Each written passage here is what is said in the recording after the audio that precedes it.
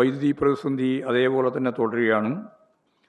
തദ്ദേശ സ്വയംഭരണ സ്ഥാപനങ്ങളുടെ ഫണ്ട് വെട്ടിയതുമായിട്ട് ബന്ധപ്പെട്ട് സമരം 30-ാം തീയതി സംസ്ഥാന സെക്രട്ടേറിയറ്റിലേക്കും 1-3 തീയതികളിലായിട്ട് എല്ലാ പഞ്ചായത്തുകളിലേക്കും നടക്കാൻ തീരുമാനിച്ചിട്ടുണ്ട്.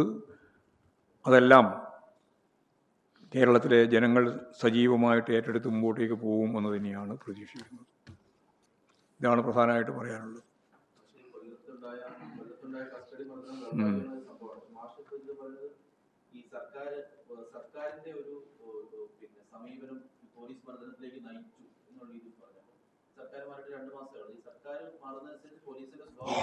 മാറുമല്ലോ, അങ്ങനെയാണല്ലോ മാറ്റം. നയല്ലേ പ്രശ്നം. നയം മാറ്റുന്നതിനനുസരിച്ചിട്ടാണ് പോലീസിൻ്റെ നിലപാടിൽ മാറ്റം വരുന്നത്. 1957 ഗവൺമെൻറ്, കമ്മ്യൂണിസ്റ്റ് പാർട്ടിയുടെ നേതൃത്വത്തിലുള്ള ഗവൺമെൻറ് വരുമ്പോൾ അന്ന് ഗവൺമെൻറ് പറഞ്ഞ ഏറ്റവും പ്രധാനപ്പെട്ട കാര്യം, ഇന്നലെ വരെ നിങ്ങൾ ജന്മിമാർക്ക് വേണ്ടി, മുതലാളിമാർക്ക് വേണ്ടി പാദസേവ ചെയ്യുന്ന ഒരു രീതിയിലായിരുന്നു അന്നത്തെ പോലീസിൻ്റെ ഒരു അവസ്ഥ. ബ്രിട്ടീഷുകാരെന്ന് കഴിഞ്ഞ് വളരെ ചുരുക്കം കൊല്ലല്ലേ കഴിഞ്ഞിട്ടുള്ളൂ. അത് മാറണമെന്നാണ് തീരുമാനിച്ചത്. മാറ്റണം. ഞങ്ങളുടെ നയം അതല്ല. ക്രമസമാധാനം ഉൾപ്പെടെയുള്ള കാര്യങ്ങളിൽ ഫലപ്രദമായി ഇടപെടുകയാണ്. തൊഴിൽ സമരങ്ങളിലോ തൊഴിലാളികൾക്കോ കർഷക തൊഴിലാളികൾക്കോ എതിരായിട്ട് പോലീസ് ഇടപെടരുത് എന്ന നിലപാടാണ് അന്ന് തുടങ്ങിയത്. അത് തന്നെയാണ് LDFൻ്റെ 10 കൊല്ലക്കാലം. ഇപ്പോഴെന്താ സംഭവിച്ചാൽ, ഞാൻ നേരത്തെ പറഞ്ഞില്ലേ, ഇതിനൊക്കെ മർദ്ദക വീരന്മാരായ ചില ആളുകൾ, മന്ത്രിക്ക് തന്നെ പറഞ്ഞേണ്ടി വന്നു, അങ്ങനെയുള്ള ചില പഴയ കേസൊക്കെ ഉള്ളവർ തന്നെയാണ് ഈ ചില ആളുകൾ.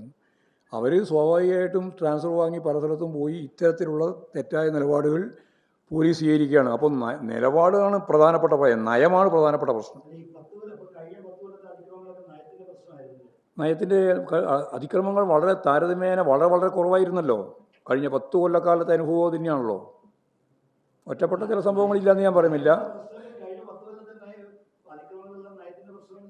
അതിക്രമങ്ങൾ ഉണ്ടായിട്ടുണ്ടെങ്കിൽ അത് സ്വാഭാവികമായിട്ടും നയത്തിൻ്റെ ലംഘനമാണ് ആ പറഞ്ഞത്. അതാ കാര്യം. ഞങ്ങൾക്ക് കൃത്യമായ നിലപാടുണ്ട്, നയമുണ്ട്. നയത്തിനനുസരിച്ചാണ് മുന്നോട്ടേക്ക് പോകുന്നത്. അതിൽ നിന്ന് വ്യത്യസ്തമാകുന്നു എന്നുള്ളതാണ് ഇപ്പോഴും 2 മാസം കഴിയുമ്പോഴേക്ക് കേരളത്തിൽ അങ്ങോളം ഇങ്ങോളം വന്നുകൊണ്ടിരിക്കുന്ന പോലീസ് അതിക്രമവും ഗുണ്ട വിളയാട്ടവും ഒക്കെ. അതാണ് ഇപ്പോൾ ഞാൻ പറഞ്ഞു വന്നത്.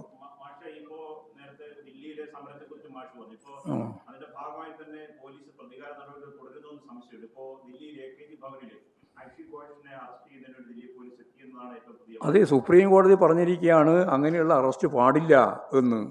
അതിനെ ലംഘിച്ചുകൊണ്ടാണ് ഇതൊക്കെ ഞാൻ നേരത്തെ പറഞ്ഞതുപോലെയുള്ള ഒരു RSSൻ്റെ ഫാസിസ്റ്റ് ആശയങ്ങൾ തലയിൽ കയറി നടക്കുന്ന കുറേ ആളുകളാണ്.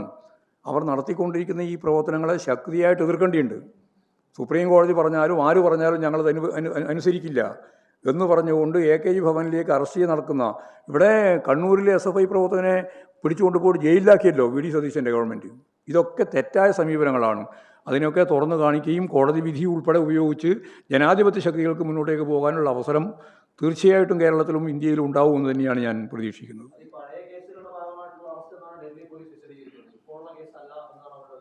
അത് പോലീസ് പലതും വ്യാഖ്യാനിക്കും വിശദീകരിക്കുകയൊക്കെ ചെയ്യല്ലോ. അതാർക്കാ അറിയാത്തത്? എല്ലാ കാലത്തും അങ്ങനെ പറഞ്ഞുകൊണ്ടേയിരിക്കും പലതും.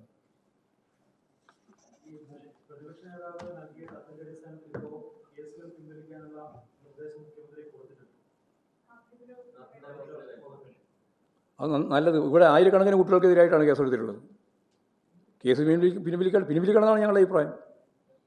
1ഉം 2ഉമല്ല, പല സ്ഥലം, തിരുവനന്തപുരം മുതൽ കണ്ണൂർ വരെയുള്ള കാസർഗോഡ് വരെയുള്ള എല്ലാ മേഖലയിലും ഈ സമരം നടത്തിയിട്ടുള്ള കുട്ടികൾക്കെതിരായിട്ട് ആയിരക്കണക്കിന് കുട്ടികൾക്കെതിരായിട്ട് കേസെടുത്തിട്ടുണ്ട്. അതിൽ ചിലയാണ് അറസ്റ്റ് ചെയ്തത്. അത് ഞാൻ പറഞ്ഞ കണ്ണൂരിൻ്റെ അനുഭവം. അറസ്റ്റ് ചെയ്ത് ജയിലിൽ വെക്കുകയുണ്ടായി. അത് പിൻവലിക്കന്നെ വേണം, പിൻവലിക്കണം എന്ന് തന്നെയാണ് അഭിപ്രായപ്പെടുന്നത്.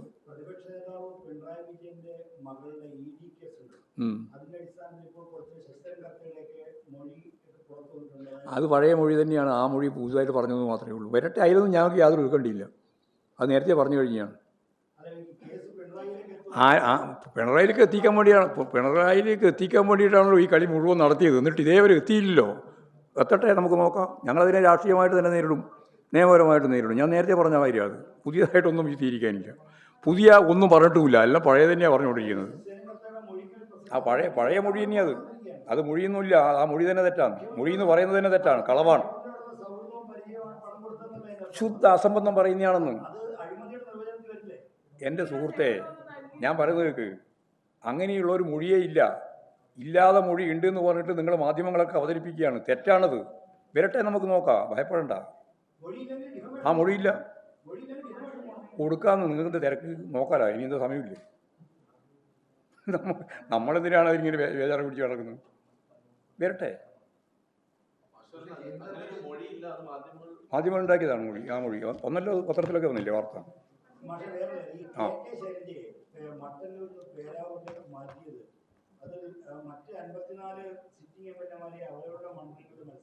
ഇല്ല, എല്ലാവരും മത്സരിപ്പിച്ചില്ല. കേന്ദ്ര കമ്മിറ്റി ഞാൻ ഉൾപ്പെടെയുള്ളൂ. ഞാൻ PBയും കേന്ദ്ര കമ്മിറ്റിയിലും ഉള്ളതല്ലേ, ഞങ്ങളെല്ലാം കൂടി ചേർന്ന് തീരുമാനിച്ചതല്ലേ. അതെല്ലാം പരസ്യമായിട്ട് രാജ്യത്തിലെ ജനങ്ങൾക്ക് വായിക്കാൻ കൊടുത്തിരിക്കുക. ആയിക്കോട്ടെ, അതിനും കുഴപ്പമില്ല. ഞങ്ങൾ പരിശോധിച്ചിട്ടുണ്ട്, ആവശ്യമായ നിലപാട് സ്വീകരിച്ചിട്ടുണ്ട്. ആ നിലപാട് ഞങ്ങൾ കൂടി പരിശോധിച്ച് തീരുമാനിച്ച് വന്ന വാർത്തയല്ലേന്ന് ആണ്. പിന്നെന്താ നിങ്ങൾക്ക് ഇത്ര വലിയ ബേജാറ്? ഞാൻ പറഞ്ഞില്ലേ, തെറ്റായ കാര്യങ്ങളൊക്കെ തെറ്റാണെന്ന് പറഞ്ഞിട്ടുണ്ട്, ശരിയായതൊക്കെ ശരിയാണെന്ന് പറഞ്ഞിട്ടുണ്ട്. എല്ലാ കാര്യവും റിവ്യൂവിൽ ഞങ്ങൾ പറഞ്ഞിട്ടുണ്ട്. സംസ്ഥാന കമ്മിറ്റിയും പറഞ്ഞിട്ട്, സെൻട്രൽ കമ്മിറ്റിയും പറഞ്ഞിട്ടുണ്ട്. അതൊക്കെ ഞങ്ങൾ തന്നെ തയ്യാറാക്കിയിട്ടുള്ള രേഖയാണ്. അതിപ്പോഴും എല്ലാവരുടെയും വാങ്ങാൻ നിങ്ങൾ ചോർത്തിയെടുക്കേണ്ട കാര്യമൊന്നുമില്ല, കൃത്യമായിട്ട് കൊടുത്തിട്ടുണ്ട്. എന്തിൻ്റെ?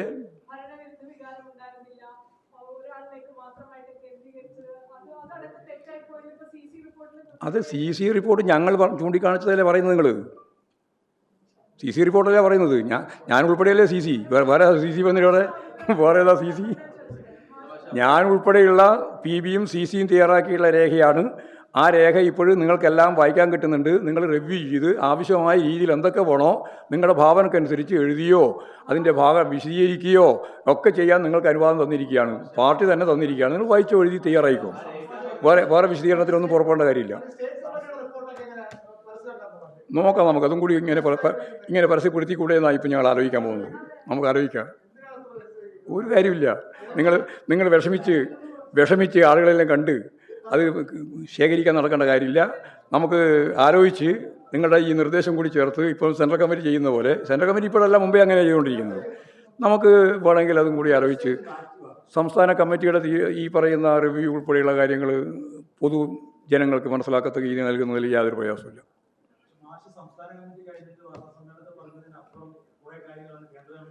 പിന്നെ സെൻട്രൽ കമ്മിറ്റി പിന്നെ പറയുന്നില്ല. ഞാൻ പറഞ്ഞ തന്നെ പറയാനാ. സെൻട്രൽ കമ്മിറ്റി അവർക്ക് ചർച്ച ചെയ്യാൻ കൂടെ അവരും എന്ന് പറഞ്ഞാൽ ഞങ്ങൾ കൂടി ചർച്ച ചെയ്തതാണെന്നർത്ഥം. സംസ്ഥാന കമ്മിറ്റിയുടെ ഭാഗമായി നിൽക്കുന്ന ഞങ്ങളുൾപ്പെടെ, ഞാനും പിണറായിയും അതുപോലെ തന്നെ കേരളത്തിൻ്റെ തന്നെ ഭാഗമായിട്ടുള്ള വിജയരാഘവനും കേരളത്തിൻ്റെ തന്നെ ഭാഗമായിട്ടുള്ള അഖിലേന്ത്യാ ജനറൽ സെക്രട്ടറി സഖാവ് MA ബേബി ഉൾപ്പെടെയുള്ള PBമാരും PBയും അതിൻ്റെ തുടർച്ചയിൽ സംസ്ഥാന കമ്മിറ്റി സെൻട്രൽ കമ്മിറ്റിയും എല്ലാം ചർച്ച ചെയ്ത തീരുമാനമാണ് പരസ്യമായിട്ട് ഇപ്പോൾ കൊടുത്തിട്ടുള്ളത്. അതെല്ലാവർക്കും വേണം. അതിനടിസ്ഥാനപ്പെടുത്തിയിട്ട് നിങ്ങൾക്ക് എന്ത് വ്യാഖ്യാനവും നടത്താം. ആ വ്യാഖ്യാനമെല്ലാം നിങ്ങൾ നടത്തിക്കൊണ്ടിരിക്കുക എന്നുള്ളത് മാത്രമേ പറയാനുള്ളൂ. ആ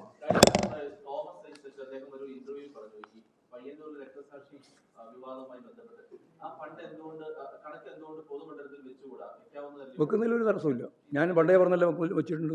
ഞങ്ങൾ വെക്കുന്നതിൽ തടസ്സം വന്നിരിക്കുന്നു. വെച്ചിട്ടുണ്ട്, പരസ്യമായി പറയേണ്ടവർക്കെല്ലാം പറഞ്ഞിട്ടുണ്ട്. മതി കൊണ്ട് വെച്ചിട്ടുണ്ട്. അപ്പോൾ വേറെ ഒന്നുമില്ല എന്നുള്ള പ്രതീക്ഷയിൽ അവസാനിപ്പിക്കാം. പരാജയം ഞങ്ങൾ എല്ലാ കാലത്തും പരാജയം മാത്രം എനിക്ക് വ്യക്തിപരമായിട്ടുള്ള ഒരു തരത്തിലുള്ള തെറ്റുണ്ടായിട്ട് ഞാൻ സമ്മതിക്കേണ്ട കാര്യമില്ല. ഞാൻ സമ്മതിക്കേണ്ട കാര്യമില്ല. പാർട്ടി ആകെയാണ് തെറ്റിതിരുത്തൽ പ്രക്രിയയിൽ മുന്നോട്ടേക്ക് പോവുക. അല്ലാണ്ട് ഞാൻ ഒറ്റക്ക് തെറ്റിതിരുത്തേണ്ട പ്രക്രിയ ഞങ്ങളെല്ലാവരും, ഞാൻ ഉൾപ്പെടെ, ഞാനത് നേരത്തെ പറഞ്ഞാണ്, ഞാൻ ഉൾപ്പെടെ നമ്മൾ ഓരോരുത്തരും ഈ പ്രക്രിയയുടെ ഭാഗമായിട്ട് എന്തൊക്കെ ശരിയും എന്തൊക്കെ തെറ്റുമാണോ ഉണ്ടായിട്ടുള്ളത് എന്ന് പരിശോധിച്ച് ആവശ്യമായ നിലപാട് സ്വീകരിച്ച് തെറ്റെല്ലാം തിരിച്ച് മുമ്പോട്ടേക്ക് പോകാൻ ആവശ്യമായ എക്സ്റ്റൻഡഡ് സ്റ്റേറ്റ് കമ്മിറ്റിയാണ് നമ്മൾ ചേരാൻ പോകുന്നത്. അത് കർമ്മ പദ്ധതിയാണ്. അത് അടിമുടി പാർട്ടിയെ മുന്നോട്ടേക്ക് നയിക്കാൻ വേണ്ടിയിട്ടുള്ളതാണ് എന്നാണ്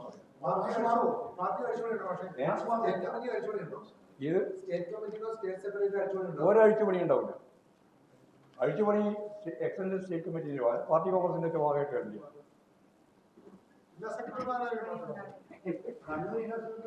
അങ്ങനെ മണ്ഡല കമ്മിറ്റി സെക്രട്ടറിമാർ എന്ത് ചെയ്യും?